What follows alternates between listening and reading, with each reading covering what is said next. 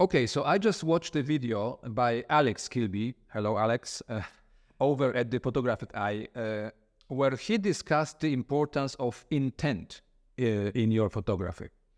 And I have to tell you, it made my brain wheels turning at full speed. Alex suggested that having a distinct goal or clear idea when creating images is crucial, if not essential, for producing valuable work and achieving satisfaction with your own photographs. He highlighted the work of a renowned American photographer, Robert Frank, particularly his book titled The Americans. Frank was known for his deliberate approach, using his photography to capture the sociological features and contradictions of American society during his time, resulting in an impressive body of work that provides valuable insights into that era. Personally, I have often struggled with the idea of intent in my own photography. There were times when I felt my work really lacked focus and clarity about what I wanted to express, leading to frustration and despair. However, after several years, I have come to view this a bit differently.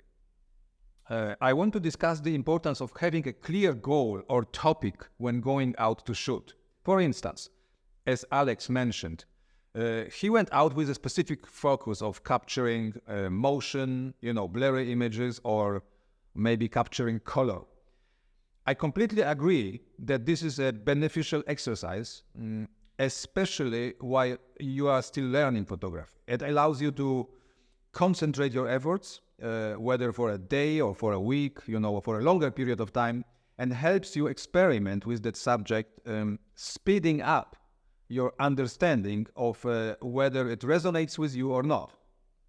However, I find it challenging to commit to a single concept like, for example, only photographing rainy days or only focusing on specific color for an extended period of time. I attempted to limit myself to shooting solely in square format and black and white for several weeks. And while I enjoyed that experience and liked many of the results, I couldn't maintain that focus for long.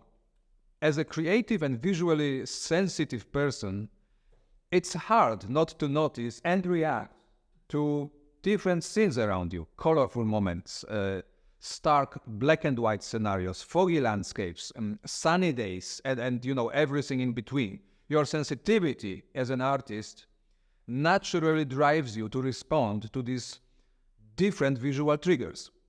I believe that intent is vital, particularly for specific projects, which can be either short-term or long-term. Like, for example, Michael Kenna's body of work. He has been shooting black and white square photographs for more than 40 years. Defining the intent for a particular project, such as photography book, can provide the necessary consistency and cohesion.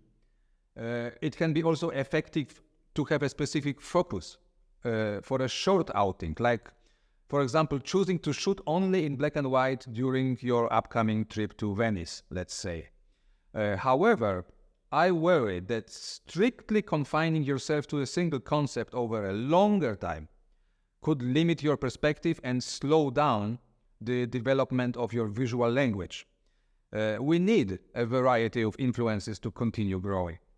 That said, Robert Frank certainly had a clear intent and concept for his notable work, but I'm confident he also explored different subjects.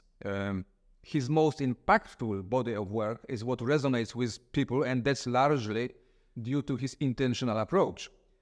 That's why we mainly remember him for The Americans. But, as he often said himself, he actually hated it. In the early 60s, he abandoned still photography altogether and started making films.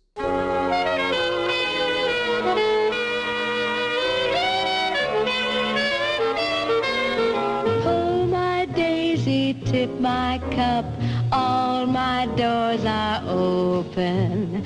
Later on, in the 70s, when he returned to photography, he deliberately avoided the genre of street photography and went full on landscape and studio photography and started experimenting with photomontage, splicing and scratching his images, doing some completely different things. Now, another example would be my personal favorite photographer, Saul Leiter. He worked in both black and white and color, wandering the streets and capturing what caught his attention. His work showcases different scenes, from people in motion to cityscapes, without a real specific focus. In his interviews, Leiter mentioned that he didn't want to concentrate on any singular idea, but instead he reacted to the beauty of the world in all its forms.